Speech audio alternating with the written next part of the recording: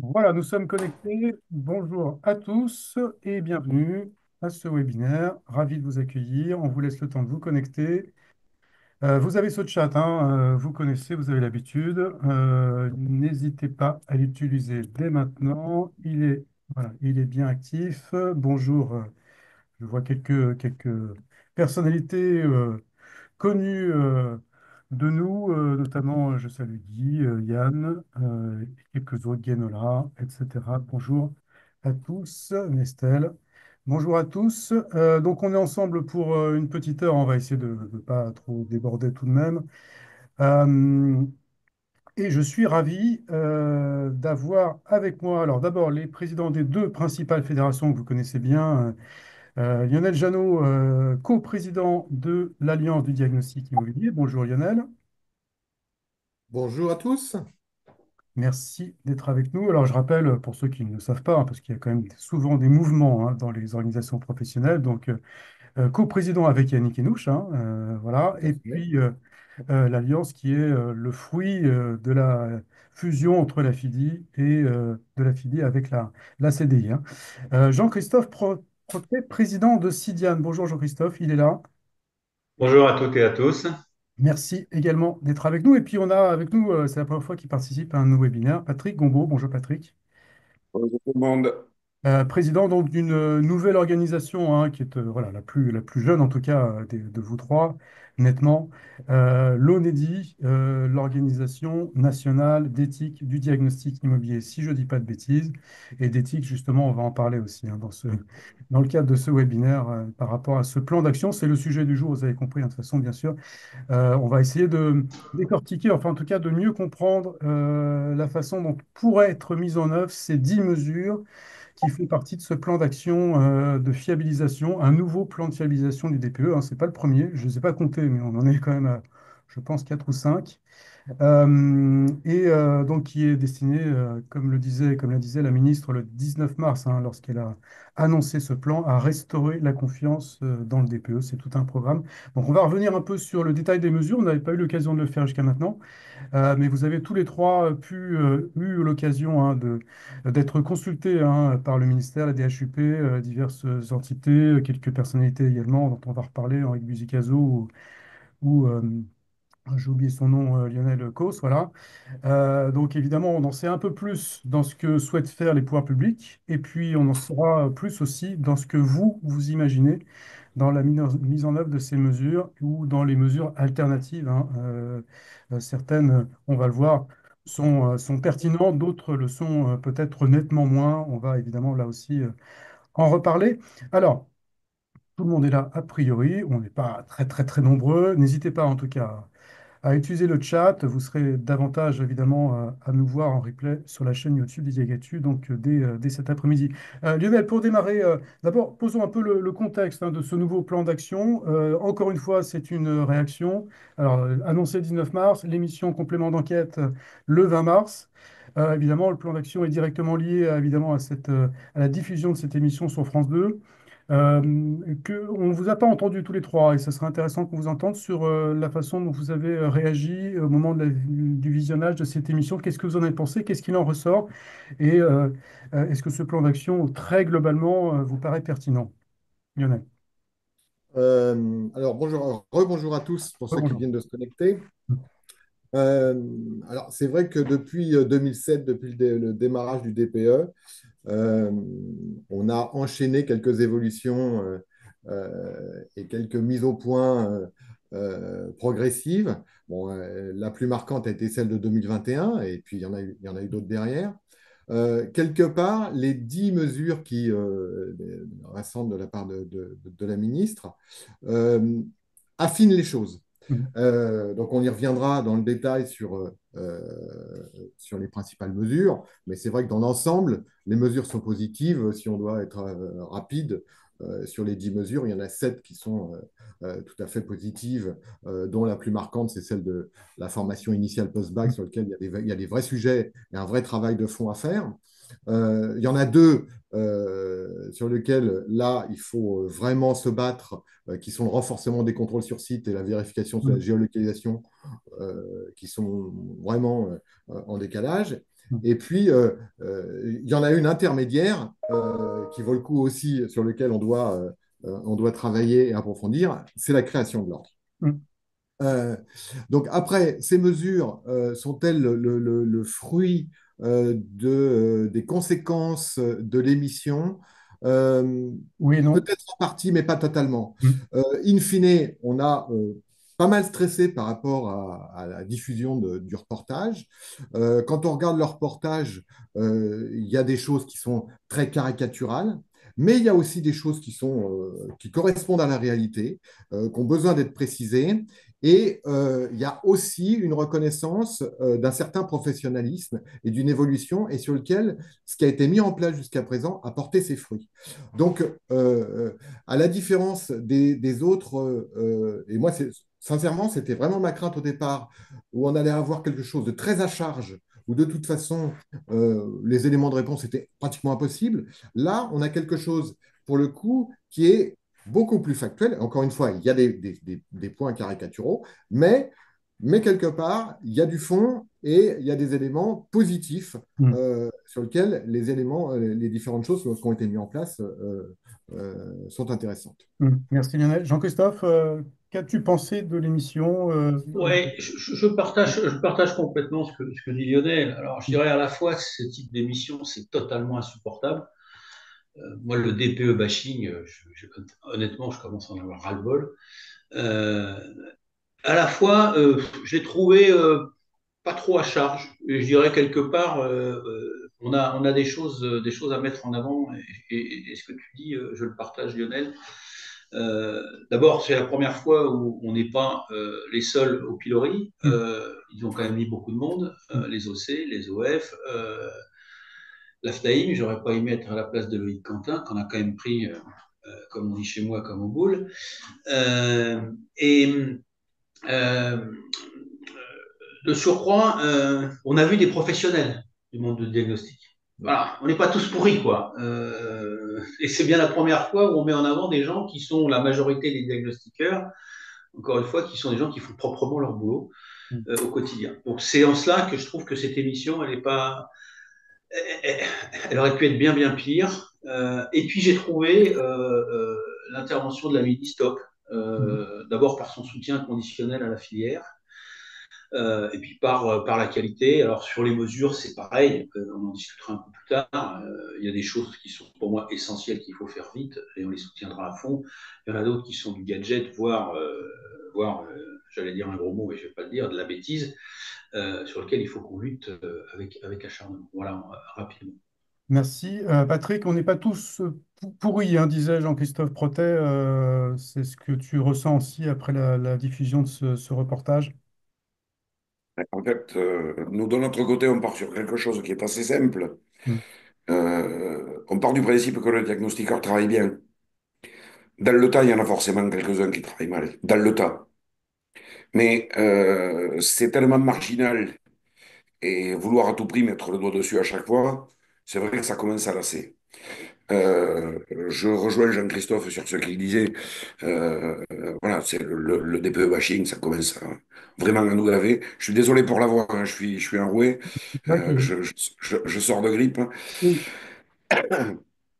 ça va mieux quand même. Et non, sinon, sur l'émission elle-même, moi, il y a un point qui m'a semblé intéressant pour une fois. Ça a été la mise en lumière des marchands de rendez-vous Mhm. et leur méthode limite mafieuse, voire carrément mafieuse, Mafieuse, avec des menaces de mort en direct. Oui, Enfin, on a vu voilà. effectivement des termes et Donc, des d'ailleurs, montants à de ce termes. sujet, nous avons déposé Mm. euh, euh, auprès des diverses instances que sont le Parlement et le ministère une proposition visant à interdire l'accès du marché aux non-professionnels du diagnostic. Voilà, c'est-à-dire, c'est faire la promotion et la vente de diagnostic doit être réservée aux professionnels. C'est une profession réglementée, on doit avoir les mêmes règles que les autres professions réglementées. On va prendre le simple exemple de la santé. Euh, N'importe qui ne peut pas vendre une intervention chirurgicale et ensuite la déléguer à un chirurgien. Non, seuls les chirurgiens sont habilités à faire ça, point barre. Pour nous, on voudrait la même chose, c'est-à-dire que ce marché soit réservé aux professionnels. Bon, Ensuite, je ne vais pas revenir sur ce qu'ont dit mes collègues sur le reste de l'émission. Sur les mesures annoncées par la ministre, globalement, on va dire le sens qui est pris est le bon. On Mhm. va redonner de la crédibilité à ce métier. Mhm. Et les pistes qui ont été choisies sont les bonnes aussi. C'est effectivement se donner les moyens d'aller chercher ce qui ne va pas et créer une filière universitaire qui permette d'obtenir une vraie reconnaissance. Ça me semble être les deux points essentiels. Ensuite, sur les mesures en elles-mêmes, c'est ce qu'on va aborder tout à l'heure, Ouais, on va y revenir, hein, bien le, sûr. le sentiment global, c'est les pistes sont bonnes, les outils sont pas adaptés. Bon, eh ben voilà. On va en Voilà. parler justement plus concrètement de cette mise en œuvre de ces mesures. Merci à tous les trois. Alors, 10 mesures, hein, on va donc les lister. Alors, deux gros sujets dans ces mesures. D'abord, évidemment, hein, l'essentiel de l'objet de ces mesures, c'est quand même de renforcer les contrôles des diagnostiqueurs et des DPE, hein, par divers outils et méthodes.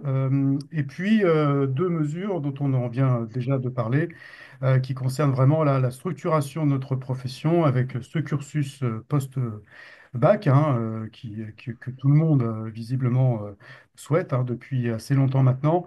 Et puis donc cette réflexion qui est menée sur l'opportunité de constituer un ordre des diagnostiqueurs, donc on va y revenir aussi.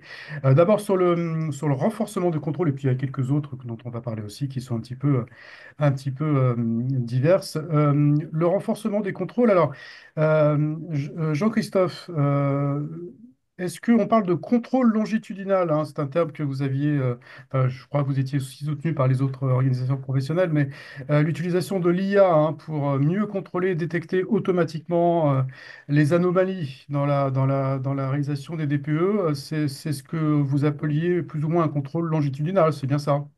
d'accord. Oui, je voulais juste quand même réagir Oui, aux oui. propos de Patrick. Moi, je respecte Patrick. Par contre, il a des idées et j'ai du mal à les accepter. Aujourd'hui, la profession, elle est plurielle. Et de considérer qu'elle appartient au seul diagnostiqueur, ça me semble être une hérésie. Le marché aujourd'hui, c'est 80% de diagnostiqueurs qui sont salariés, 20% qui sont indépendants, et avec des organisations petites, grosses, moyennes, et chacun doit trouver sa place. Donc de dire on va éradiquer tous ceux qui ne sont pas diagnostiqueurs, alors ça veut dire qu'on coupe l'accès à ces métiers-là à tous les bureaux de contrôle, qu'on coupe l'accès à la moitié des adhérents de Siliane, qui sont les gros acteurs. Ça me semble être un combat perdu d'avance. C'est mon opinion, je la C'est pas ce que partage. j'ai dit. Un C'est peu pas ce quand que j'ai même. dit du tout, Mais Jean-Christophe. ok, je crois que c'est pas le débat. On en fera un. C'est intéressant. Moi, je ferai un débat avec Patrick là-dessus. Juste pour revenir effectivement, parce que je suis très bavard, la première des propositions, elle est intitulée, pour reprendre les termes du ministère, détection automatique des comportements suspects. Nous, on l'avait appelé contrôle longitudinal, par opposition au contrôle vertical qui est je plonge sur un diagnostic, un CSO, une analyse documentaire. Là, on fait un contrôle sur toute la production, horizontalement sur toute la production. Alors, ce n'est pas une mesure qui est nouvelle, c'est une mesure qu'on avait présentée avec Lionel il y a 2 ans, je crois, au CSC2E. Donc, le CSC2E, c'est une grande instance par laquelle passent tous les projets de réglementation, où nous sommes, Lionel et moi, Oui, les représentants. maintenant représentants. On avait proposé, alors on avait fait une étude, à la différence de certains, on ne l'avait pas diffusée, on avait fait une étude en particulier sur le comportement, ce qu'on appelle les effets de bord ou les vagues ou le bulging, les Anglais disent bulging.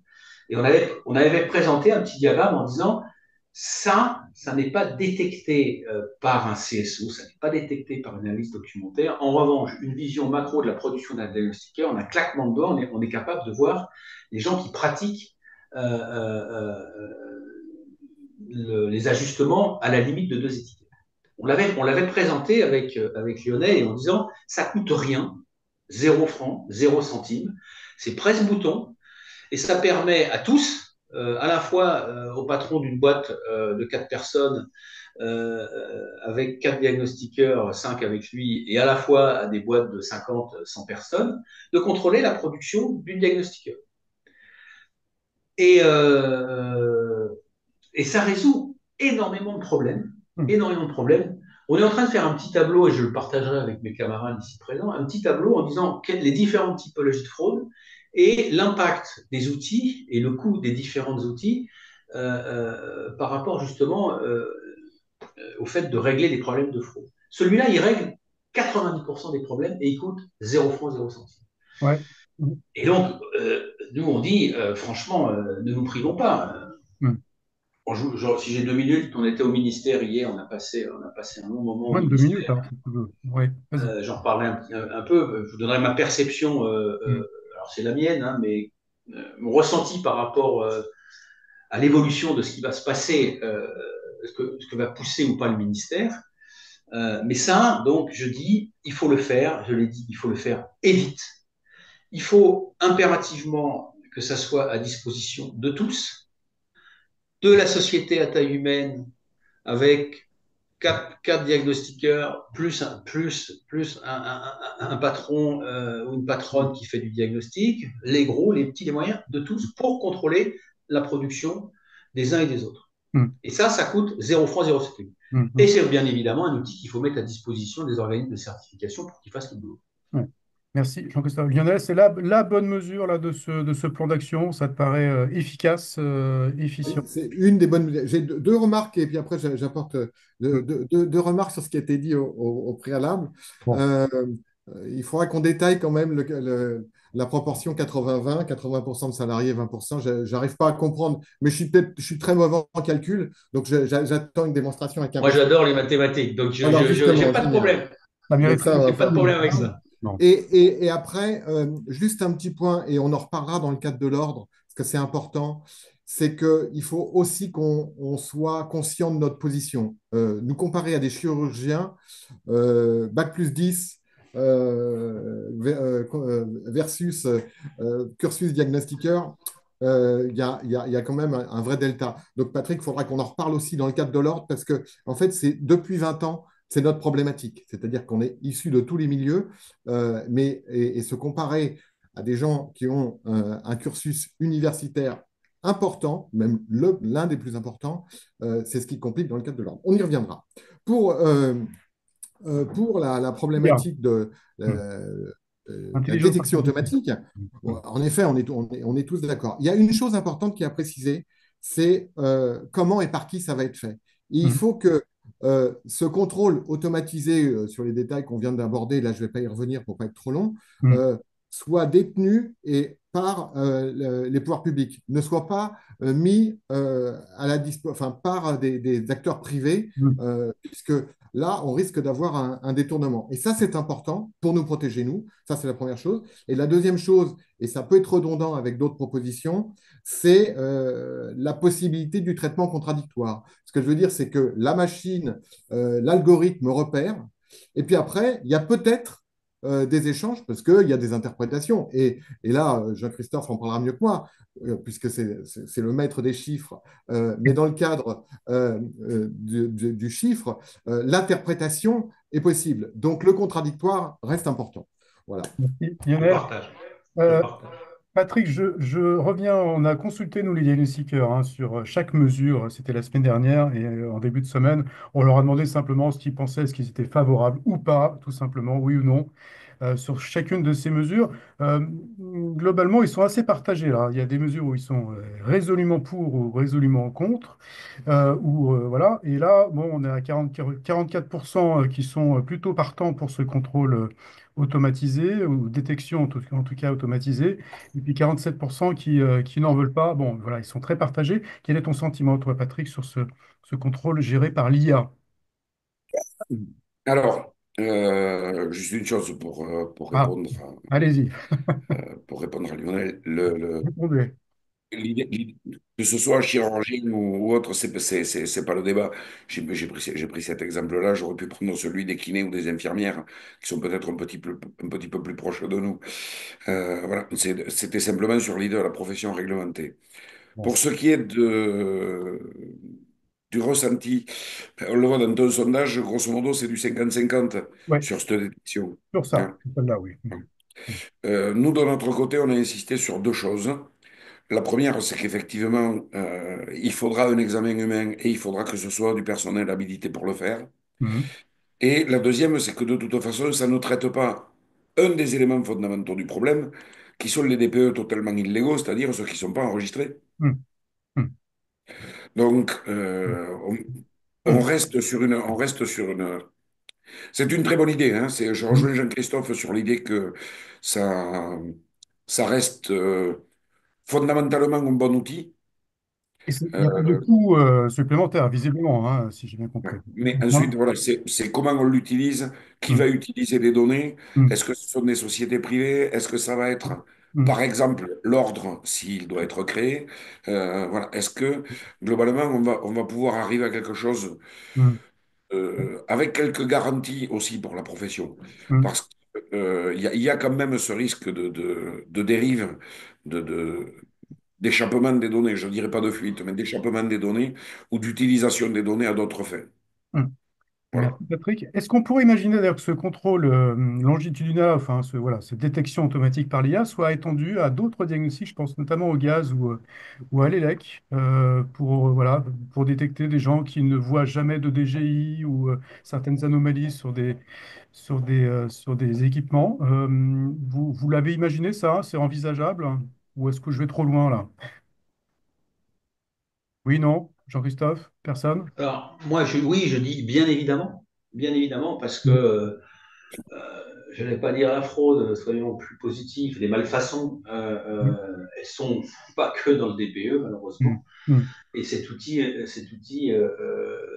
permettrait aussi de regarder d'un peu plus près la production sur les autres diagnostics.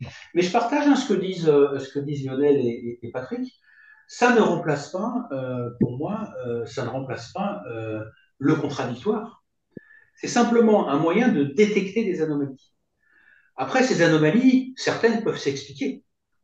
Et c'est pour ça que le contradictoire est absolument essentiel pour justifier effectivement quelques anomalies qu'on constate. Et ça, je suis tout à fait d'accord. Dans notre esprit, c'est simplement une alerte. Simplement une alerte en disant attention, danger, Mm. allez regarder de plus près. Et puis surtout, ceux qui bossent proprement ou a priori on ne détecte pas d'anomalie, allez regarder d'un peu moins près. Donc je suis Mm. complètement en phase avec ça.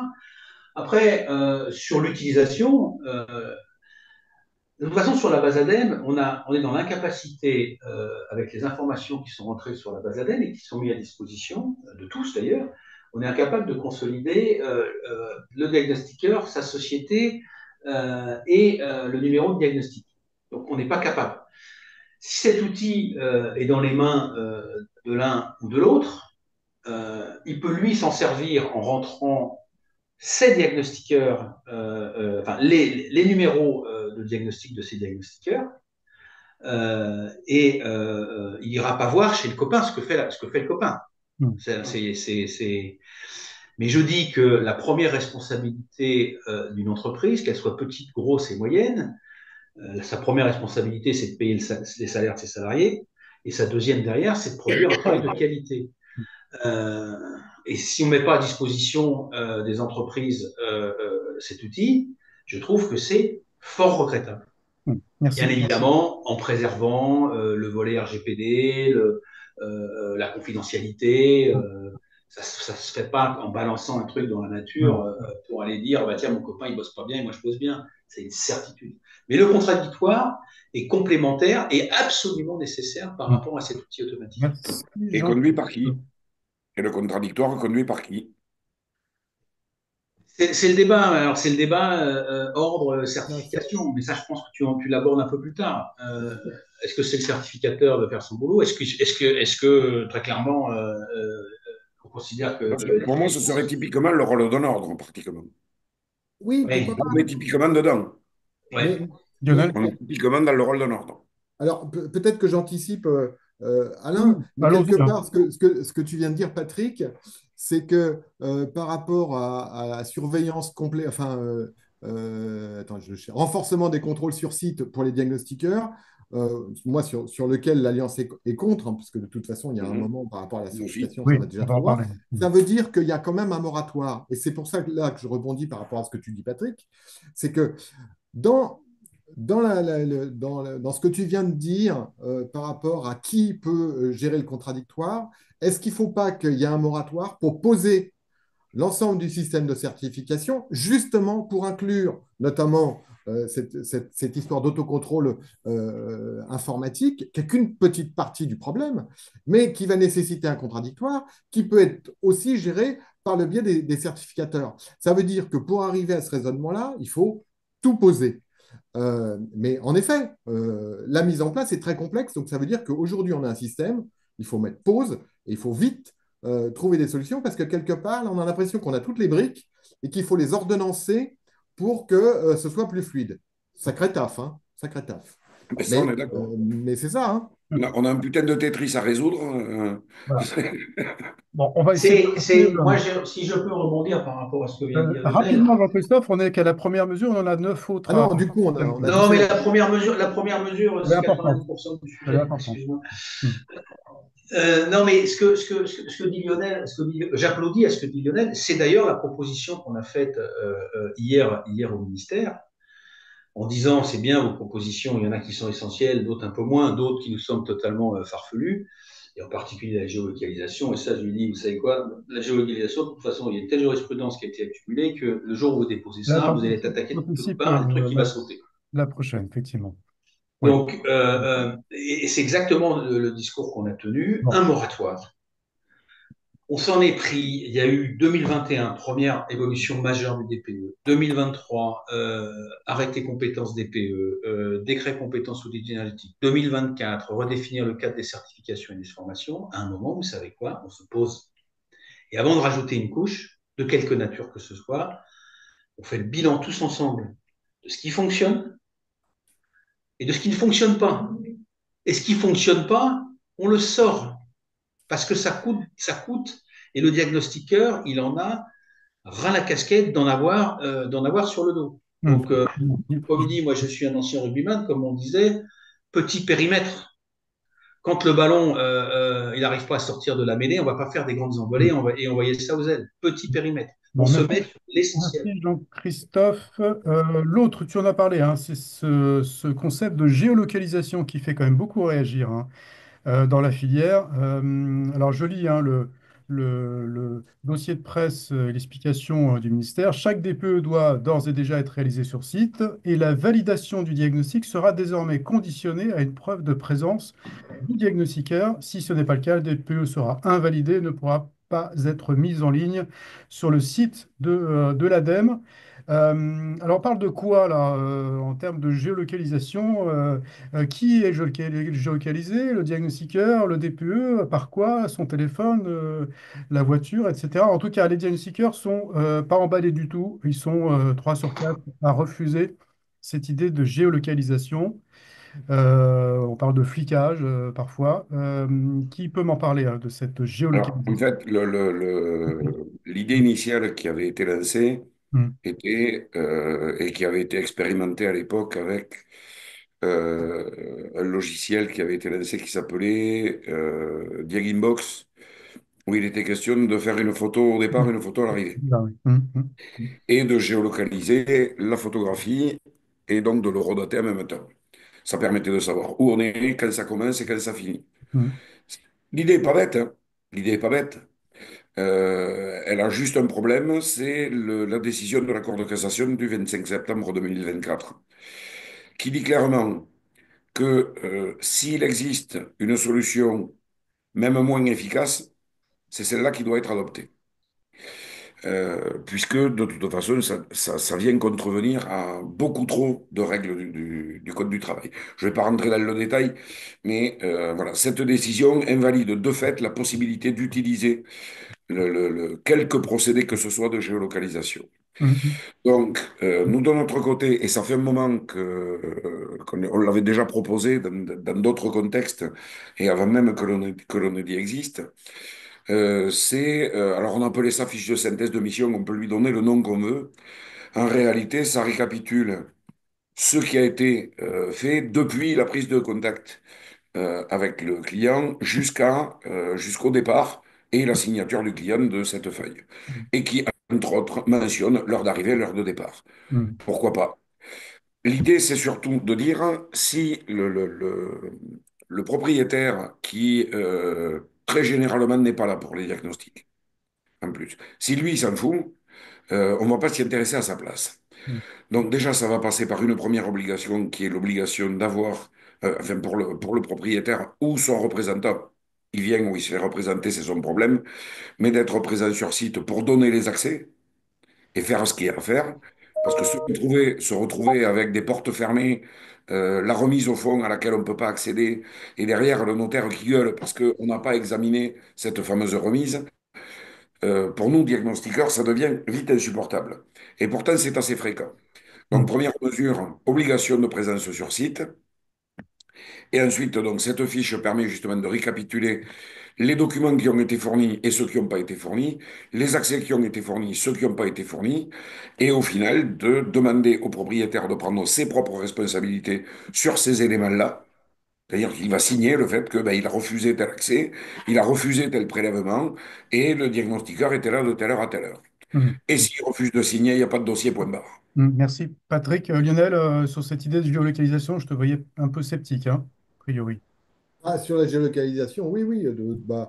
Pour les problématiques législatives, RGPD et autres, de toute façon, ça va impliquer des problématiques Mm. de mise en place qui, de toute façon, sont complexes Mm. et ne tiendront pas la route. Mm. Donc ça, c'est le premier point. Après, je pense que sur cette logique d'eurodatage, bah, il faut rebondir avec les autres propositions qui sont liées au QR code Mm. du DPE, sur lequel on peut combiner les choses. Et je pense que de toute façon, sur le principe même de géolocalisation, c'est pas, ça ne règle pas le problème de fond. Mm. Euh, après, ce que vient d'évoquer Patrick sur la présence ou non des clients sur place ou des représentants, bah oui, c'est hélas notre quotidien. Euh, le travail doit être fait en amont pour rappeler aux différents clients, quelle que soit leur casquette professionnelle de l'immobilier ou pas, que leur présence et un certain nombre de documents doivent être transmis, et que quand on ne les a pas, on est sur des prestations dégradées et que ça fait l'objet de réserves. Mm. Après, pourquoi pas hein, l'obligation de la part des propriétaires qui doivent être là, peut-être, je ne sais pas si ça peut fonctionner, mais en attendant, aujourd'hui, notre réponse, c'est de pouvoir mettre les réserves dans les documents, et c'est à la fois prévu par la norme et par la législation. Mm. Bref, pour revenir sur la géoloc, euh, Mm. je pense qu'il faut rentrer vraiment dans le détail de ce qu'entend le ministère, parce que là, tel que c'est présenté, c'est pas viable. C'est pas viable.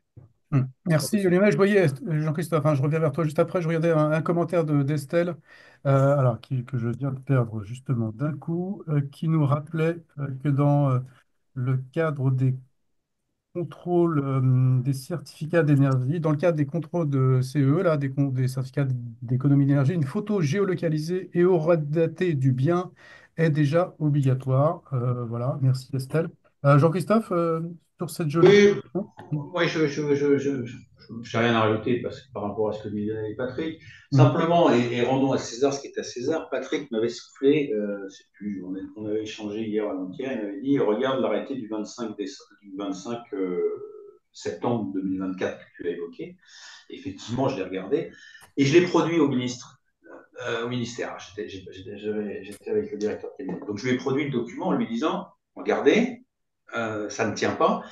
Et là, en fait, ce qu'il a fait, c'est qu'il m'a repassé le ballon en disant ben, vous risquez de nous attaquer sur le fait qu'il existe d'autres solutions pour vraiment s'assurer que le diagnostiqueur a bien été visité bien. Eh bien, voyez avec vos collègues et faites-nous des propositions concrètes.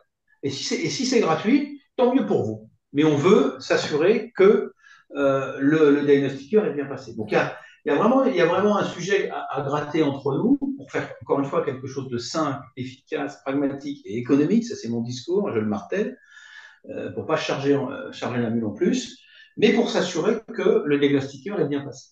Et il m'a redonné le ballon. Il m'a dit, bah, les gars, vous savez quoi, démerdez-vous. Faites-moi Nous, une la proposition, proposition. on l'a faite. Bon. Tu as fait ta proposition. Ce serait peut-être intéressant, et j'appelle à l'union de toutes. J'ai fait un appel au peuple Et Ouais, hier, on je le en refais. parlera tout à l'heure. Il serait intéressant peut-être pour être plus percutant qu'on fasse des propositions communes. Si tout le monde se met dans le même sens pour faire des propositions, on sera beaucoup, beaucoup, beaucoup plus. C'est une demande formelle, c'est l'introduction de ma réunion d'hier au ministère. Vous savez quoi, les diagnostiqueurs, vous êtes en ordre totalement dispersé. Les gros, les petits, les moyens, ça rentre, ça sort, on n'y voit plus clair. Débrouillez-vous, faites une présentation unifiée. Discours d'introduction, il n'avait même pas lu mon poste que j'avais fait 3 heures avant. D'accord. Ça a été son discours d'introduction. Je dis, ça tombe bien, ouvrez votre LinkedIn, vous allez voir le poste que je viens de, le communiqué de presse que je viens de faire. Merci. Merci Jean-Christophe. Lionel, sauf si tu veux réagir, mais on va essayer d'avancer sur les autres mesures, notamment celles que Yannick Henouche, ton camarade co-président de l'Alliance, a longtemps porté, le Carte pro, développement. Comment? la carte pro, La carte pro, voilà, exactement, j'allais y venir. 2.0. Développement d'un outil de vérification des certifications de diagnostiqueurs. Donc, il s'agit a priori de l'idée d'une carte professionnelle avec un QR code qui permettrait au propriétaire de s'assurer de la validité des compétences du diagnostiqueur. Voilà. Alors, certaines de ces mesures, on ne l'a pas dit, mais on va le préciser systématiquement. On a un calendrier de mise en œuvre qui s'étale jusqu'à mars 2026. Pour certaines, notamment la géolocalisation, mise en œuvre prévue en mars 2026. Bon, ça nous laisse un peu le temps pour trouver des solutions à un problème qui n'a peut-être pas de solution, justement, c'est ce que vous disiez. Et puis, pour celle-ci, calendrier, c'est juin 2025, voilà, pour cette carte professionnelle. Et pour les diagnostiqueurs, ils sont pareils, ils sont un peu mitigés, 42% oui, 42% oui, 48% non. Voilà. Lionel, sur cette mesure, Bah, sur cette mesure, en fait, c'est à la fois c'est la révélation que l'idée de la carte pro au départ, sur lequel j'étais pas spécialement pour, mais comme quoi il y a que les abrutis qui ne changent pas d'avis, s'avère tout à fait positive. Pourquoi? Bah parce que c'est un moyen de reconnaissance et surtout par le biais de la carte professionnelle 2.0, quelque part, on peut mettre des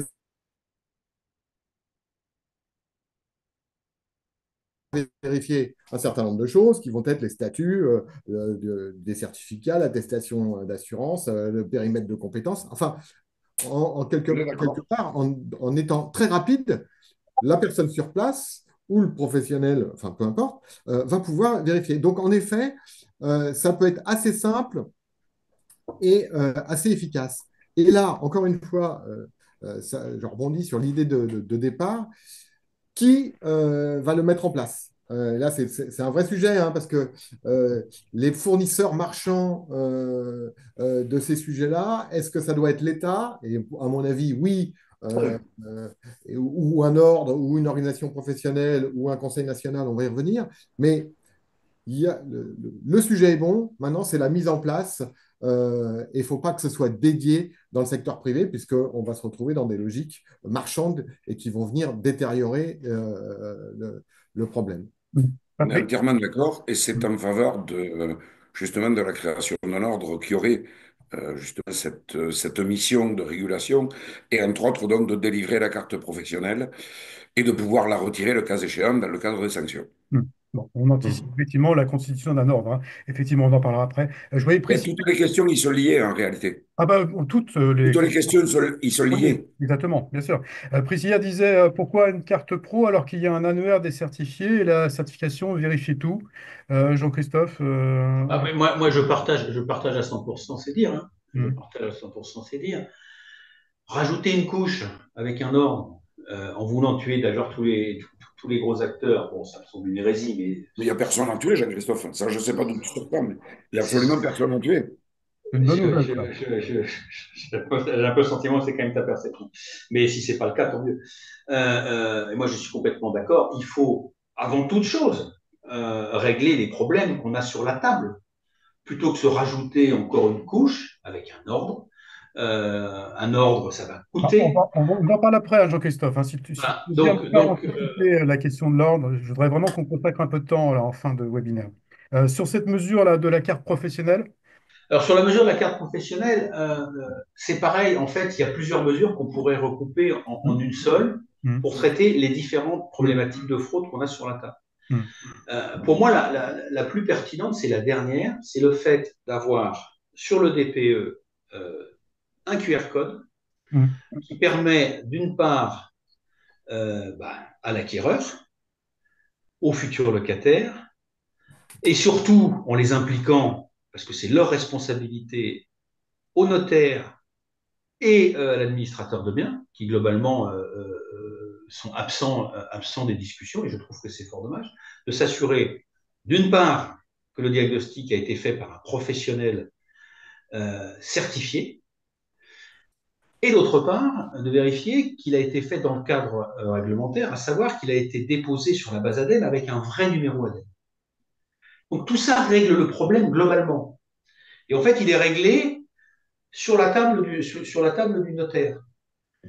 Et donc, la carte, pourquoi pas? C'est une bonne idée. Mais si on peut éviter justement de mettre en place un truc, parce que je ne crois pas, Lionel, Patrick, au fait que l'État prenne en charge les choses. L'État a plus de rond, donc ils vont pas se rajouter de la charge à gérer la carte professionnelle. hum, C'est pas, à mon sens, le bon axe de réflexion. hum, hum, Si ça permet de régler le problème et que ça soit indolore pour le diagnostiqueur, simplement le fait que les organismes de certification remontent les certifications à jour en temps réel et que ça soit stocké dans une base qui soit robuste et que le QR code permet de vérifier ça, a posteriori, on règle tous les problèmes. hum, On règle tous les problèmes et on ne se crée pas un outil supplémentaire qui, pour moi, est un outil gadget. hum. Merci, Et il y a un Jean-Christophe. problème qu'on ne règle pas. Rapidement. Oui. 9 Peut-être, fois sur 10, 9 fois sur 10, le propriétaire n'est pas là quand on Hum, fait les mais bien diagnostics. sûr, Et on revient toujours au même problème, c'est l'obligation pour le propriétaire ou son représentant d'être sur site pour donner les accès, valider la présence, etc., etc. hum, Donc tout ça tient en fait. On en revient à ce qu'on disait l'autre jour en sortant du ministère, c'est revenir sur la responsabilisation du propriétaire ou de son donneur, enfin, du donneur d'ordre, quel qu'il soit. Il faut qu'il soit impliqué un petit peu plus là-dedans. C'est quand même assez curieux. Je le disais hier à une journaliste. J'ai fait la semaine dernière un diagnostic dans une très grosse maison, très belle maison, à plus d'1 million d'euros. Le gars n'avait aucun papier, il n'avait rien à foutre, il s'est absolument pas intéressé à ce que je faisais. Et par contre, il s'occupait de vendre une vieille Dauphine, hein, dont la valeur était aux alentours de 6 ou 8 000 euros. Et là, vous inquiétez pas, il avait tous les papiers, il était en train de la bichonner, etc., etc. Donc, s'ils n'ont pas la notion des priorités, on va leur rendre cette responsabilité. Et un des intérêts de cette fiche de synthèse que nous avons proposée, que je t'invite à aller consulter, Jean-Christophe, puisqu'elle était dans un de nos, comment ça s'appelle, dans je un de vais nos regarder, carnets de je vais la presse. regarder. Je vais vous l'envoyer à tous les deux, hein, de toute façon, pour que vous puissiez y jeter un œil. Elle permet elle permet de clairement dire au propriétaire, si vous vous en foutez, la responsabilité, on vous la laisse. Voilà. Vous n'avez pas voulu donner les accès, vous n'avez pas voulu donner les documents. Il y aura des valeurs par défaut un petit peu partout, c'est votre problème. Voilà. Il y aura des non vérifiables dans le diagnostic électrique. Il y aura des mesures non faites pour le plomb. Il y aura des prélèvements qui ne sont pas faits avec des pièces complètement exclues pour l'amiante, etc., etc. hum, On va rendre, en fait, au diagnostiqueur aussi la possibilité de dire, vous voulez pas, je ne vais pas le faire à votre place. hum. Merci. Merci Patrick. Allez, on continue hein, sur sur les mesures. L'utilisation du QR code pourrait être aussi exploitée donc, pour l'authentification systématique des DPE dès septembre 2025. Hein. Donc, C'est déjà le cas. Hmm. tous les diagnostics intégreront un QR code renvoyant vers le site internet de l'ADEME pour vérifier leur authenticité. Le cas échéant, le nom de l'agence immobilière sera désormais renseigné sur les DPE. Les diagnostiqueurs sont pour à 54% contre à 38%. Voilà, qu'est-ce qu'on en pense? C'est déjà le C'est cas? déjà le cas. Pas Le de QR code est déjà sur le DPE. d'agence immobilière qui serait citée. Est-ce que c'est pas un peu dangereux, ça, en termes de concurrence, là, par C'est un rapport gadget. à ce C'est un marché? gadget. Gadget. Bon, c'est tout. Pas plus de réactions. Et laquelle agence immobilière? Ils sont 10 sur le même bien. Effectivement, hein, tout ça, c'est des questions qui méritent d'être posées. Après, Mais l'intermédiaire, c'est pas le sujet. Le sujet, c'est l'authentification du Hum, document. hum. Après, Bon, c'est aux agents immobiliers de répondre, c'est pas à nous. très bien. C'est à la Euh, FNAIM de répondre. notamment, effectivement. Alors, une mesure là, par contre, qui est massivement rejetée par les diagnostiqueurs, mais on s'y attendait un petit peu, c'est ce renforcement des contrôles sur site et sur dossier. Le ministère nous dit le nombre d'audits passera à 10 000 par an dès 2025 contre 3 000 en 2023. Chaque diagnostiqueur sera contrôlé au moins une fois par an. 81% la rejettent des diagnostiqueurs, 16% sont pour. Bon, là aussi, hein, je pense qu'il y a une certaine homogénéité dans vos positions hein, sur ce sujet. On peut commencer par Jean-Christophe, oui. Ouais, alors bien évidemment, nous, on est farouchement contre, Mm. pour une raison très simple, c'est qu'on considère que les CSO, déjà en l'état, c'est pas très efficace, voire plus, y compris les contrôles documentaires. De surcroît, avec une détection automatique des fraudes, on a déjà une partie du problème d'identification qui est fait. Et puis, il faut encore une fois arrêter de charger la mule. Parce Mm. qu'à un moment, le diagnostiqueur, 35 000 euros sur 7 ans sur le DPE, 55 000 euros sur le l'unité énergétique, plus tout le reste à côté, il va dire, vous savez quoi, j'ai peut-être changé de métier parce que ça ne devient plus économiquement viable. Pardon. Mm. Donc, on y est farouchement opposé. J'ai un truc, je ne sais pas si je vous le dis, on est entre nous là, Ou en entre nous. Effectivement. On ne sortira pas d'ici, ça Jean-Christophe. sortira pas d'ici, je vous connais par cœur. Entier, 40. Honnêtement, le discours du cabinet hier, c'était de dire, attendez, de toute façon, ça c'est une annonce qui est une annonce purement politique. Parce que ils ont conscience de ça aussi, du fait de ne pas charger la mule. Ils en ont conscience. Et en fait, ce qu'il nous a dit, c'est que globalement, avec cette annonce, on englobe tout ce qui a été fait en 2023 et 2024. Donc, ça n'est qu'un effet d'annonce. Donc, il faut que nous, facialement, on soit opposés. Mais ça, zéro chance, zéro chance. Ils nous rajouteront pas encore deux CSO tous les ans. Non, C'est pas dans leur esprit. C'est une annonce purement politique. Je peux me tromper, mais alors bien sûr, on avait en face de nous des gens très politiques, hein, c'est normal, c'est leur métier. Mais on a quand même décodé, on a quand même décodé dans leurs propos ce que j'ai dit. Lionel, est-ce que Jean-Christophe se trompe en disant que c'est difficilement envisageable dans les faits un CSO par an, c'était quasiment d'ailleurs ce que proposait, je crois, dans une première version d'un arrêté de Oui, contrôle. et on Ouais, avait lutté contre. On avait on lutté avait contre. été contre ensemble, ouais. C'était la proposition de départ, en effet, qui était excessive. Donc, on avait réussi à diviser par deux et on n'était pas satisfait parce que enfin, ce que vient de dire Jean-Christophe, c'est tout à fait ça, hein. On était farouchement contre. On se rend compte aujourd'hui, et c'est en fait le vrai sujet, il est là. C'est qu'on se rend compte aujourd'hui, c'est qu'on est au bout du système. C'est-à-dire que on est sur un système qui ne répond pas à l'objectif de départ. Donc, en effet, l'annonce de contrôle supplémentaire, c'est une annonce purement politique, ok. Mais au-delà de ça, aujourd'hui, les CSO tels qu'ils sont faits aujourd'hui ne marchent pas. C'est-à-dire qu'on est sur une logique punitive avec des coûts effrayants qui ne participent pas à une montée en compétences ni à maintenir les niveaux acquis. Il n'y a pas de contradictoire. Donc, on est dans un système uniquement punitif. Donc, et c'est là où il faut, et là c'est vraiment collectivement si on doit faire quelque chose, parce que si on veut arriver à ce que ça bouge, il faut vraiment qu'on soit unis. Et la logique du moratoire, elle est urgente, parce que sinon, ce qui va se passer, c'est très simple, hein. Donc, oui, les contrôles supplémentaires vont pas avoir lieu, ok, mais par contre, le système actuel va perdurer, on va passer à la moulinette, les effectifs vont réduire, le découragement aussi, et donc, en fait, l'urgence, elle est là, elle est sur une réforme concrète du système de certification qui aujourd'hui est à son, enfin, je veux dire, est arrivé au bout À et bout de souffle. n'apporte pas les réponses Complètement. prévues. Donc là, mais c'est ça l'urgence. En effet, Le contrôle Hervé dit, supplémentaire, c'est pas le sujet. les CSO sont très efficaces pour nous prendre du pognon. Voilà. Oui, mais tout à Le fait. partage. Tout à Je, fait. je- je rejoins complètement ce que dit Lionel là-dessus. Ça revient à ce qu'on disait il y a quelques jours au RVDI, où au final, euh, sur de simples exemples, le CSO fantôme, hein, on envoie le bon de commande au diagnostiqueur, il envoie le règlement, car dans l'heure qui suit, il a son CSO validé, alors que le CSO n'a jamais eu lieu.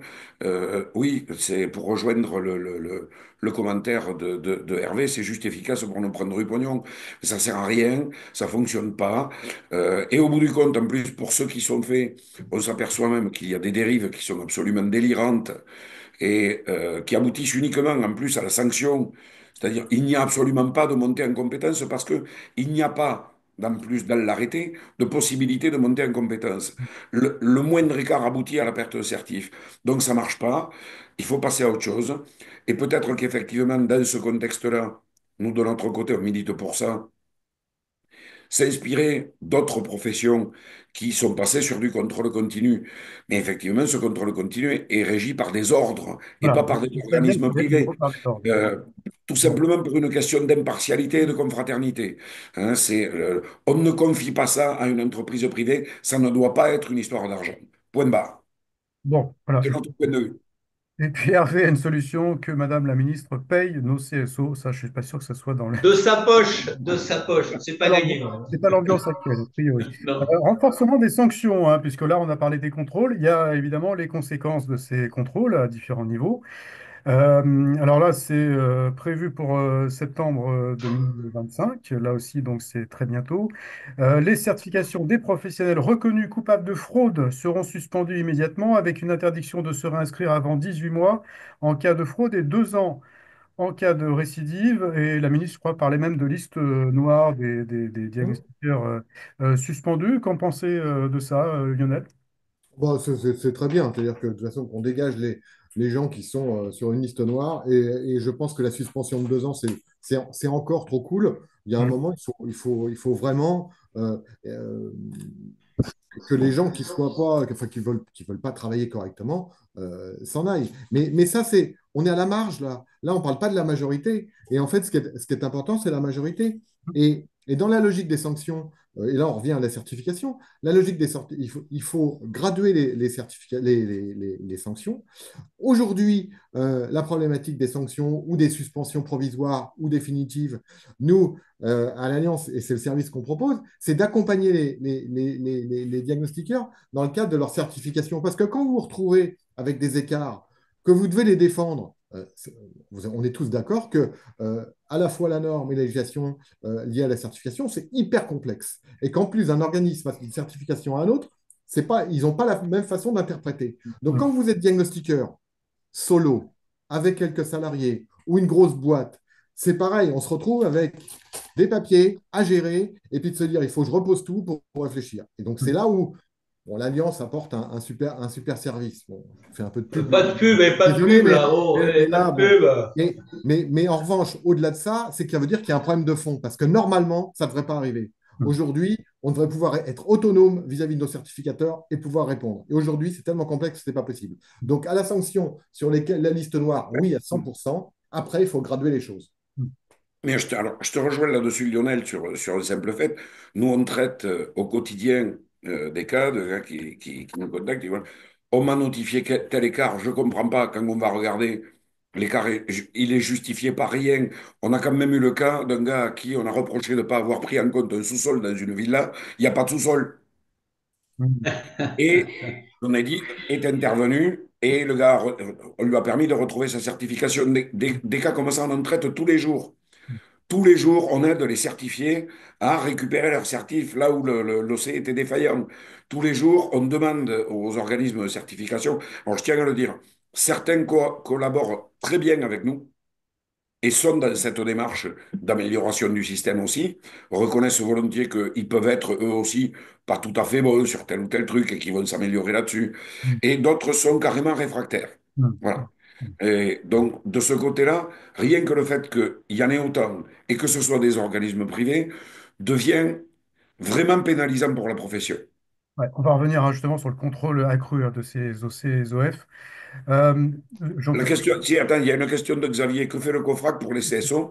La voilà. réponse a été donnée lors des RVDI. La réponse du représentant du COFRAC a été: on n'est pas la police. Ils font Ouais. rien. Voilà. Alors, je vais, avec la transition sur les sanctions, comment dire, les sanctions sur le contrôle accru des OC et des OF. Moi, je suis, enfin, j'ai rien à rajouter, hein, je suis 100% d'accord avec ce que vous venez de dire. Et donc, effectivement, sur la question suivante, le renforcement des contrôles des OC et des OF, je suis aussi extrêmement favorable, extrêmement favorable. Et en particulier, d'avoir un contrôle extrêmement rapproché de ceux qui affichent une vertu en faisant de la pub et de la com sur tous les médias et qui sont les plus grands bandits de la place. On D'ailleurs, pense au même, hein, bien sûr. On pense tous au même. Hein, de toute on façon. pense tous au même, et ça a été rappelé au RBDI par Jean-Marc Vernet, et avec un plébiscite de la salle. Donc ça, on est complètement d'accord. Et que fait le COFRAC? C'est vrai, le COFRAC, il fait rien. Il fait rien. Et ça, c'est un sujet, justement, qui est un sujet pour nous prioritaire. Moi, j'ai pris rendez-vous avec le patron du COFRAC suite à ça. Il m'a accordé un rendez-vous, et je vais mettre le sujet sur la table en disant, vous ne pouvez pas laisser les trucs comme ça. Et d'ailleurs, on est soutenu par les organismes de certification sérieux. Parce que c'est comme toujours. Sur les 13, alors je crois que maintenant il y en a un 14e, 14 organismes de certification qui existent, vous en avez une grande majorité qui sont des professionnels et qui sont pourris, comme nous, diagnostiqueurs, par les merdiques et qui font n'importe quoi. Et donc, ça, c'est un sujet. Il faut impliquer beaucoup plus le COFRAC. C'est Mm. pas simple parce que le COFRAC s'appuie sur un référentiel qui est un référentiel européen, mais c'est pas grave. Il y a un travail à faire aussi avec eux d'accompagnement, mais c'est aussi un point clé parce que, en fait, la gangrène, elle démarre par ça, hein, par les certificateurs de complaisance. Les Mm. mecs qui vous proposent un package all-inclusive en 2 heures, je caricature, hein, formation CSO, formation tutorat CSO, certification en 2 heures pour une modique somme, ça existe et ça met des gens qui sont mal formés techniquement et mal formés dans leur tête sur le marché. Mm. Mm. Donc, allons-y, haut les cœurs. Merci Jean-Christophe. Je précisais cette mesure, hein, le rythme des contrôles augmentera de 30% hein, selon donc, le ministère, avec un contrôle tous les 10 mois et non plus tous les 15 mois hein, par rapport à ces OC notamment. Et puis sur l'opinion des diagnostiqueurs, je pensais qu'ils seraient nettement plus favorables. Ils sont 51% à être d'accord sur cette surveillance accrue des OC et des OF, 46% non. Bon, Juste une chose, Alain, mais pas c'est plus. là aussi, on revient typiquement, puisque le COFRAC avoue son impuissance là-dessus, on est typiquement dans le rôle d'un ordre qui a pour vocation l'équité dans le travail et les bonnes pratiques du métier, Mm. de s'assurer que, y compris les organismes de certification, font bien leur boulot. Et qui de mieux qu'un ordre, qui serait mieux placé qu'un ordre pour contrôler le travail des OC? Mm. Mm. Parce que, en tant que Bon, justement, organisme de régulation. Lionel, c'est aussi le problème d'indépendance hein, qui est pointé. On n'en a pas parlé, mais c'est aussi ces problèmes d'indépendance entre OC et OF. Hein, les missions complément d'enquête, là aussi, bien, bien souligné, Lionel. Oui, ouais, l'émission le souligne, et je pense qu'aujourd'hui, c'est quelque chose qui ne doit pas souffrir de la moindre interprétation. Il faut que les choses soient parfaitement claires. Donc, et pourtant, c'est clairement marqué dans la loi, mais ça ne suffit pas. Et de toute façon, il y a des logiques capitalistiques qui permettent de détourner le sujet. Il y a un moment, bah, il faut voir si on conserve ça, c'est-à-dire que si on admet le principe, ou alors on met des mesures pour que on évite on évite ce système et que les organismes de formation soient vraiment différents des organismes de certification et que chacun fasse son métier tel qu'il doit le faire. C'est tout. Voilà. tu sais, j'aurais d'ailleurs que ça soit tombé sur ceux qu'on connaît, Sonello et les techniciens, parce que je pense que c'est des gens qui sont des gens Oui, sérieux voilà, nous on sait qui travaille Ouais. bien et qui travaille et qu'il mal, hein. y avait d'autres brigands à mettre en avant, mais qui Ah, sans sont doute, sans doute. suffisamment adroits, voire extrêmement adroits, pour pas avoir été impliqués dans le truc. Après, la notion de conflit d'intérêt, elle est partout, quels que soient les métiers. Le grand débat sur le conflit d'intérêt qu'il y a eu entre les experts comptables et les commissaires aux comptes, entre les bureaux de contrôle et les bureaux d'études, voilà, c'est des débats qui sont récurrents. Ce qui est important, c'est que d'une part, il y ait une étanchéité totale, d'autre part, un code déontologique qui soit appliqué. Mm, mm. Euh, Après que tu aies une structure, comment dire, une holding qui est d'un côté un organisme de certification et un organisme de l'autre côté un organisme de formation, à partir du moment où les choses sont contrôlées, qu'il y a un code de déontologie, ça peut fonctionner parce qu'en tout état de cause, entre un organisme de certification qui ne fait que ça et un organisme de formation qui ne fait que ça, tu peux aussi avoir des liens commerciaux de même nature. Mm, mm. Parce que les gens se montent des deals ensemble. Et donc, le fait de dire, bah non, tu peux pas être marié femme et mandataire social d'un dossier d'un côté et de l'autre, ça change pas grand-chose. Parce que simplement, c'est qu'il y a une notion de gestion de conflit Ouais. d'intérêt. Merci Jean-Christophe, on a pris beaucoup de retard, on va essayer d'avancer parce qu'il y a encore quand même d'autres sujets. Rapidement, enfin rapidement, sauf si vous avez des choses à dire sur cette disposition qui est différente, hein, qui est pas dans des deux grands blocs là, d'idées dont je parlais. La limitation des pressions sur les diagnostiqueurs, l'affichage immédiat du résultat du DPE sera supprimé pour éviter toute influence du propriétaire sur l'évaluation. Ça, c'est prévu pour décembre 2025. Qu'est-ce qu'on en pense? Rapidement, c'est peut-être pas la plus impactante, hein, cette mesure-là. Patrick, peut-être? Mis à part pénaliser les bons diagnostiqueurs, Mm. qui ne pourront pas effectuer leur travail correctement. Juste un exemple pour démontrer à quel point, Rapidement. Ouais, d'accord. si l'idée est bonne de limiter la pression, ce n'est pas le bon outil. Un diagnostiqueur a besoin de cet élément-là, ne serait-ce que pour faire ses recommandations. Ça, c'est une première chose. La deuxième chose, c'est aussi un moyen de quantifier une de ces erreurs. On a très bien pu faire une erreur de saisie, ça nous arrive à tous d'oublier la virgule. Hein, quand on fait sa saisie au clavier, on met 33 au lieu de 3,3 et on se retrouve enfin, sur une surface de mur par exemple, et on se retrouve avec un DPE 1G, on sait très bien que ça doit sortir en D ou en E, ok, et ça nous permet de voir tout de suite et Bien d'aller sûr, chercher où est-ce qu'on a fait bien une sûr. erreur. S'il faut qu'on attende de 12 à 18 heures pour corriger à chaque fois une erreur, ça va être totalement ingérable. Deuxième chose, une fois de plus, on se trompe de coupable. On est en train de rendre le canard responsable des actes du chasseur. Qui est le coupable dans le tas? C'est celui qui fait pression. C'est celui qui fait pression. Donc il faut là aussi rendre le propriétaire responsable de ses actes. Hein. Et il faut que ça puisse être notifié. Voilà. En clair, c'est que que le diagnostiqueur puisse indiquer quelque part que le propriétaire a tenté de faire pression. Point. Mm. Bon.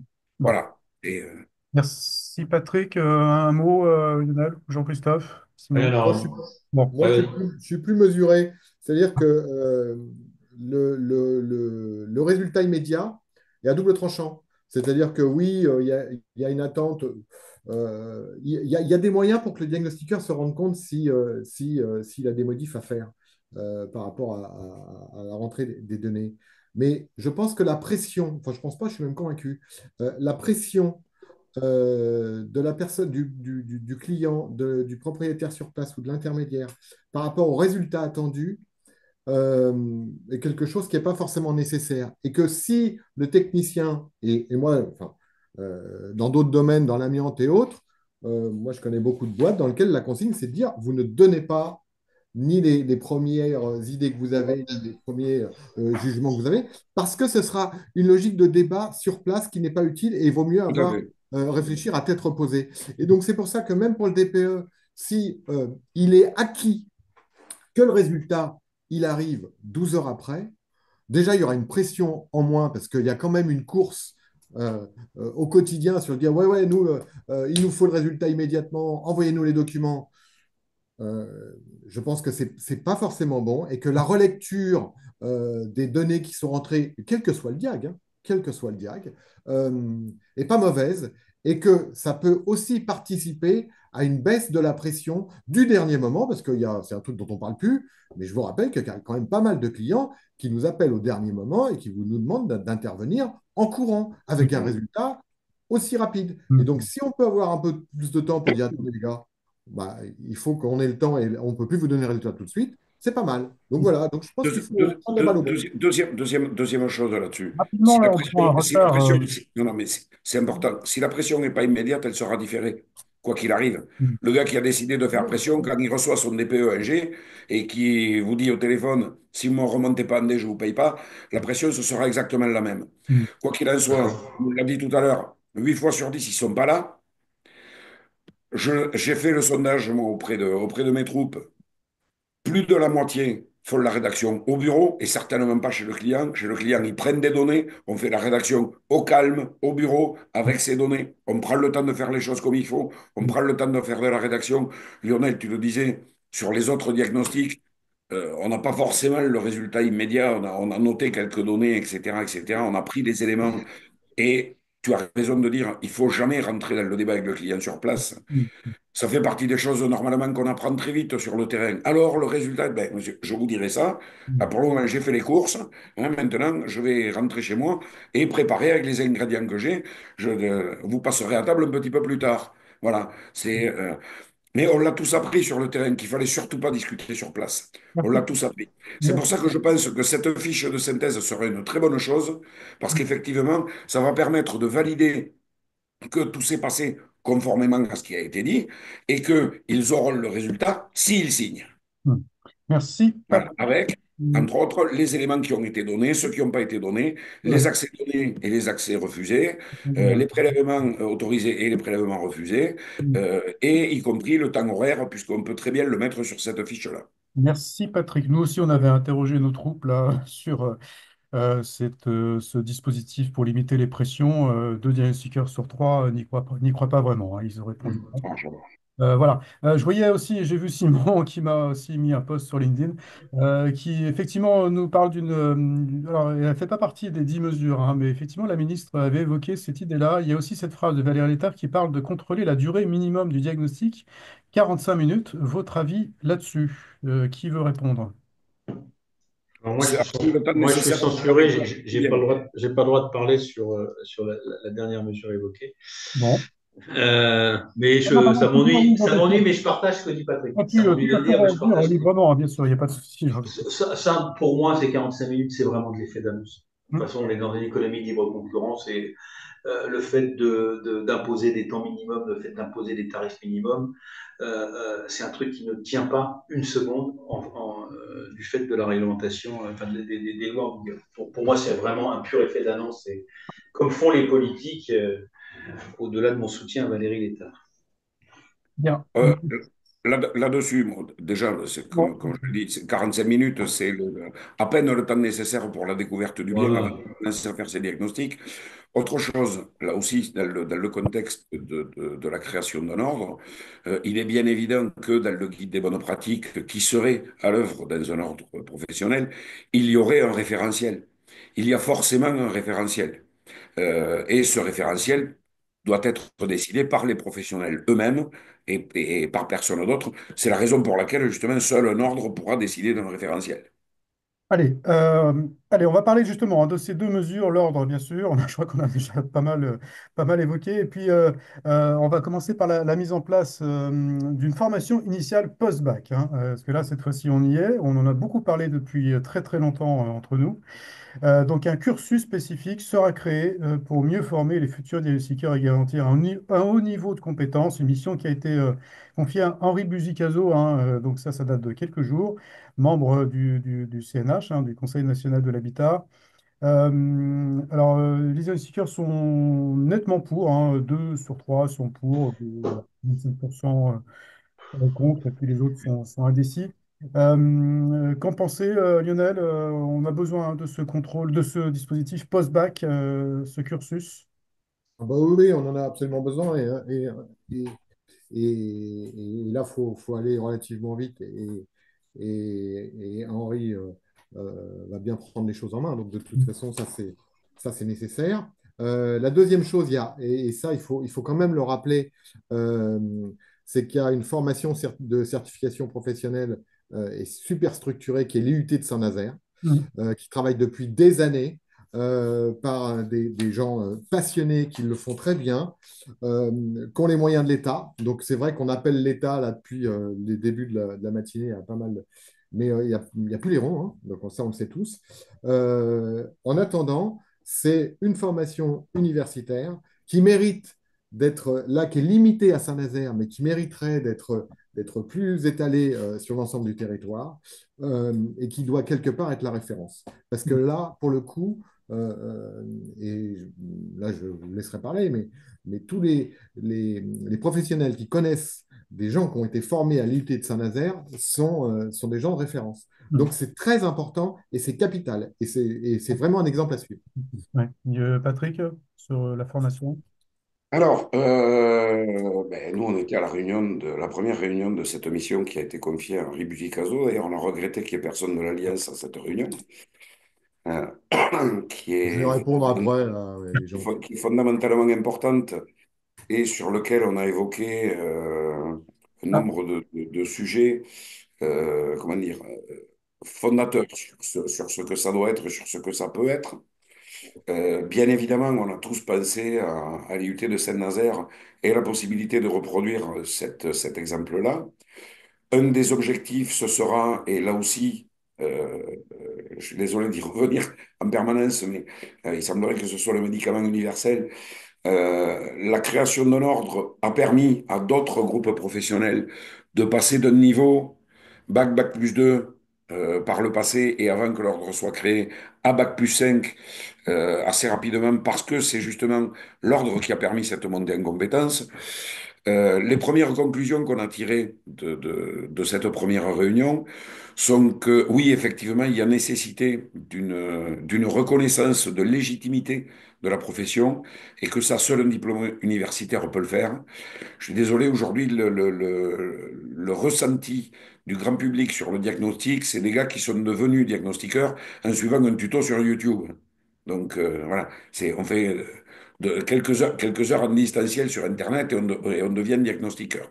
Et ça, c'est plus supportable. Donc il faut un diplôme universitaire, c'est indispensable. Le constat qu'on a pu faire, c'est qu'il n'y a pas forcément de demande parce que le métier ne présente pas d'attractivité et qu'il n'y a que dans les grandes villes universitaires où on pourrait avoir ce type d'attractivité, appuyé à la fois sur les IUT génie civil, comme c'est le cas aujourd'hui à Saint-Nazaire, mais aussi sur les IUT mesures physiques et éventuellement une filière d'accès par ceux qui ont déjà fait, par exemple, 2 ans de droit, avec une insistance toute particulière sur l'aspect juridique du métier, qui aujourd'hui n'est quasiment pas enseigné, ou, enfin, voire pas du tout, euh, puisque les formations n'en tiennent absolument pas compte. On vous distribue un fascicule en vous disant, vous lirez ça si vous avez le temps, et c'est absolument pas suffisant. Donc oui, il y a une véritable nécessité d'acquérir de la légitimité et c'est, je crois, la mesure phare du plan de Valérie Létard, qui est de construire véritablement la profession. ouais, merci. Patrick, Jean-Christophe, avant que tu aies quelques soucis de connexion, hein, donc on a abordé cette Oui, mesure. oui, mais ça a été bref. Ça a été bref. Bon. Oui, bah, encore une fois, moi je partage à 100%. C'est une très bonne disposition et il faut creuser, creuser jusqu'au bout. Euh, il faut qu'on réussisse à attirer des jeunes sur notre métier, qui est quand même un métier super intéressant, un métier à la fois technique, à la fois relationnel, hein, on l'évoquait avec les agents immobiliers, les propriétaires. C'est un métier qui a des vraies valeurs, santé, sécurité, environnement, et nos jeunes sont encore plus que l'on pouvait l'être nous en quête de valeurs dans leur boulot. Et puis, je le dis ouvertement, c'est un métier qui est somme toute assez rémunérateur. Quand on compare, nous on a fait quelques études pour comparer par rapport à d'autres métiers à formation équivalente, un diagnostiqueur, il gagne très raisonnablement sa vie.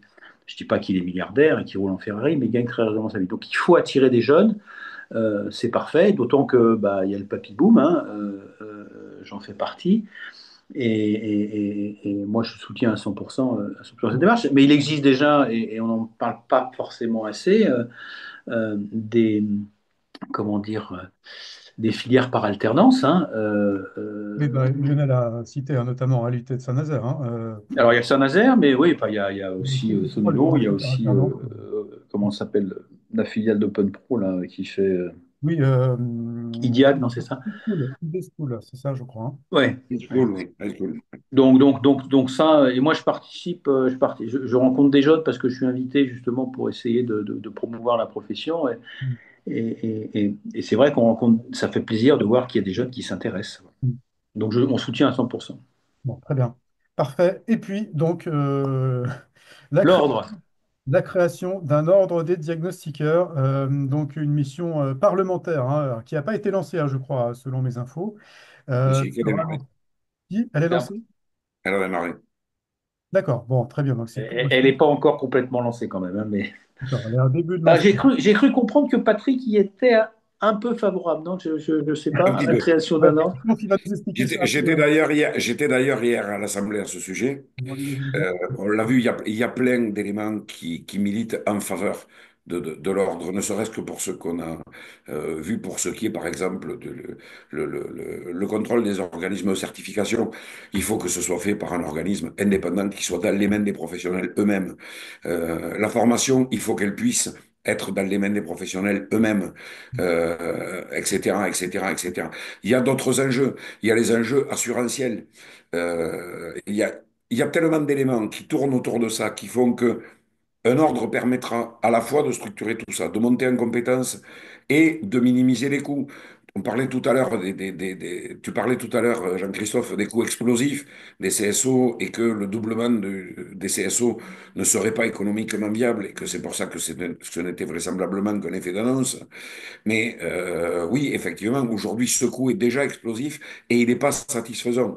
Donc, le principe de la mise en route d'un contrôle continu par un ordre professionnel et qui soit inclus dans la cotisation va parfaitement dans ton sens, en plus. Non, merci. Alors, Oui, moi, je suis plus que réservé sur la création d'un ordre. Jean-Christophe, D'abord, je reprends l'argument de Lionel qui est euh, réglons d'abord les problèmes qu'on a sur la table avant de rajouter une couche supplémentaire. Et après, on pourra effectivement parler, si on a revu tout le système de certification, on pourra parler de la création d'un ordre. Mais refoutre une couche tout de suite maintenant, pour moi, c'est une absurdité, d'autant que la profession n'est pas forcément mûre pour ça. Si tu dis à chaque diagnostiqueur, bah, tiens, tu sais quoi, on vient de créer un ordre, ça va te coûter 1000 euros, et que derrière, il n'y a pas une mesure d'accompagnement pour supprimer tout le reste, on n'aura personne qui adhérera à l'ordre et on a un rejet complet de l'ordre. Donc, pour moi, il est urgent de temporiser. Il est urgent de régler les problèmes qui sont sur la table. Et après, on pourra réfléchir à un changement systémique par la création d'un ordre. Mais voilà, step by step, et on n'est pas du tout mûr pour créer un ordre, d'autant qu'encore une fois, on a une typologie entre les indépendants, les petites, les grosses, les moyennes sociétés dans la filière qui fait que c'est extrêmement compliqué. Et comme Patrick dit, il faut laisser les métiers du diagnostic aux diagnostiqueurs. C'est méconnaître les gros acteurs comme les bureaux de contrôle et puis les gros acteurs comme ADX, AC Environnement et autres. Alors vous les aimez, vous les aimez pas, c'est un autre débat, mais c'est des structures qui existent aujourd'hui et qui représentent, eux, plus de la moitié du marché. Donc vouloir les écarter de ça en créant un ordre, ça me semble une hérésie. nous, on a Donc un Oui, voilà, moi, bon, très réservé. il n'est pas question d'écarter qui que ce soit ou quoi que ce soit. C'est ce que tu dis quand même. Il est Hein. question de réguler le métier et d'établir des référentiels. Et Ensuite, peut-être. on a déjà des outils qui servent à ça. Donc, soit effectivement, ces outils, on les mène au bout de la réflexion et on fait que ça fonctionne, soit on les supprime et on crée autre chose. Mais on ne fait pas les deux en même temps. Voilà, ma position, elle est tranchée là-dessus, Patrick. Et on peut acter d'un désaccord et continuer à discuter sur un tas de choses. Hein. ouais, les diagnostiqueurs ne sont pas complètement, voilà, c'est pas un oui massif, 64% sont favorables à l'idée de, non, pardon, 59% sont favorables à l'idée de cet ordre, 31% le rejettent. Voilà, Lionel, sur... L'ordre, je l'ai dit 10 fois, l'ordre n'est pas dans la logique du moment, n'était pas dans la logique du moment au niveau des pouvoirs publics. Quand au départ des fédérations, on avait pensé à l'ordre, Donc, on a été vite retoqué. Maintenant, ce qui est intéressant, c'est ce qui vient d'être dit avec Jean-Christophe et Patrick, c'est exactement la situation. Il y a un truc, c'est que qui dit ordre, qui dit Conseil national du diagnostic immobilier, ou en fait, on veut, enfin, on voudrait. L'idée, c'est d'avoir une entité d'affiliation obligatoire. Ça me fait marrer parce que aujourd'hui, on a quoi? On a 10, 20% des sociétés de diagnostic qui sont affiliées Donc là, demain, c'est 100%. Donc là, les gars, ça veut dire que vous n'avez pas le choix, affiliation obligatoire. Et puis ensuite, il va falloir passer à la caisse. Parce que ce que dit Jean-Christophe est tout à fait juste, c'est que si on veut gérer les certifications, si on veut gérer les formations, si on veut être un organisme qui va pouvoir sanctionner, il y a un moment, il va falloir alimenter Du dans pognon. une permanence, parce que ce n'est pas l'État qui va le faire, c'est nous, c'est la profession. Donc, il va falloir banquer. Donc, il va falloir... Et c'est comme nos associations et nos syndicats, à Jean-Christophe et à nous, on est bénévoles, mais par contre, il faut des cotisations, il faut des fonds pour que ça tourne, parce qu'il faut s'occuper. Et donc, ce sera pareil. Donc, il y a un moment, il faut arrêter de rêver, il faut arrêter de rajouter des couches à des couches, et il faut structurer les choses. Donc, oui, pourquoi pas l'ordre, allons-y. Mais dans ce cas-là, il faut poser l'assertif, regarder comment on s'organise, mais pas rajouter un ordre par rapport au truc existant, parce que sinon, on va devenir On complètement... marche sur la tête. Ça ne sera pas gérable. Il je faut être suis assez réaliste. déçu. Je suis assez déçu que vous ayez cette vision-là parce que je pense que vous n'avez pas compris ce qu'était comment dire, la philosophie de la création de cet ordre. Elle est justement pour juguler ces trucs-là, c'est-à-dire, c'est pas une couche en plus, Non, mais c'est on fait pour comment en enlever. pratique? En pratique, comment en pratique? Parce que c'est bien joli, on peut faire de la philosophie, mais là, je tiens la journée sans problème. En revanche, c'est comment en pratique ça devient concret demain. Allons-y, allons-y. Alors, ça, justement, nous avons déjà déposé un projet sur le bureau, entre autres sur le bureau de Lionel Cos. Hier, on était à un rendez-vous où on a évoqué à nouveau ce projet. Pour te donner un simple ordre d'idée, on tournerait aujourd'hui sur une cotisation qui serait aux alentours de 400 euros et qui inclurait les contrôles. Je Combien? n'y crois pas une 45 euros? seconde, Patrick. Ce 400 n'est euros pas et qui inclurait raisonnable les de faire contrôles. des affirmations Voilà. comme ça. Ça n'est pas raisonnable. Ça n'est pas raisonnable. Et pourtant, c'est la réalité sur laquelle nous sommes aujourd'hui. Non, Voilà. non, Et non, nous non, allons non. trouver les outils qui permettent d'y arriver. Ça n'est pas raisonnable d'affirmer des choses comme ça. Là, en fait, tu es en train de fausser le débat par des affirmations économiques qui ne sont pas la réalité. Pardonne-moi, mais on peut ne pas être d'accord et on ne le sera jamais. Moi, je partage à 100% le point de vue de Lionel. Euh, euh, Non, mais il faut travailler et le sujet. Mais pour travailler le sujet, il voilà, on faut, n'est pas faut pas faire opposé à des travailler le annonces. sujet, mais il faut un Voilà, il faut changement vraiment travailler dans le systémique. fond. Il faut un changement systémique du dispositif aujourd'hui. Commençons par ça, mais ne rajoutons pas une couche supplémentaire aujourd'hui. C'est déjà un vrai bordel, on ne va pas rajouter un bordel complémentaire. Ok, on se met tous autour de la table avec les pouvoirs publics. Vous savez quoi, notre proposition, c'est celle-là, mais il faut faire ça, ça, ça et ça avant. Bon, C'est tout. Et bon. en prenant en données de base la pluralité de nos métiers. Encore une fois, entre les gros, les petits, les moyens, les indépendants, les salariés. Ça, c'est une réalité. Et si tu veux, encore une fois, sortir du monde, tu peux, mais c'est un combat perdu d'avance. Bon, Ionekos a du travail et du pain sur la planche hein, avec ce sujet-là, effectivement, visiblement. Bon, merci à tous les trois et on a dépassé largement, on a fait presque 1 heure et demie. Je suis désolé pour ceux qui étaient avec nous. J'imagine qu'ils ont aussi du travail et des missions à faire. Le replay sera disponible hein, de toute façon cet après-midi hein, sur le site Diagatu, donc vous pourrez revoir tout ça. On a été très long, mais en même temps, moi j'ai trouvé ça vraiment super intéressant. Toutes ces réflexions entre vous, il y a des débats en plus, notamment sur cet ordre, donc c'est vraiment très très bien. Merci beaucoup tous les trois. Lionel Jeannot, donc coprésident de l'Alliance du diagnostic immobilier, Jean-Christophe Cotet, président de Sidiane, et Patrick Gombaud, président de l'ONEDI. On aura l'occasion de reparler de tout ça, je pense, très prochainement. Merci à tous, hein. À bientôt. Merci. Merci à tous. Merci pour votre discussion, les gars. Au revoir. Bonne Au journée. revoir.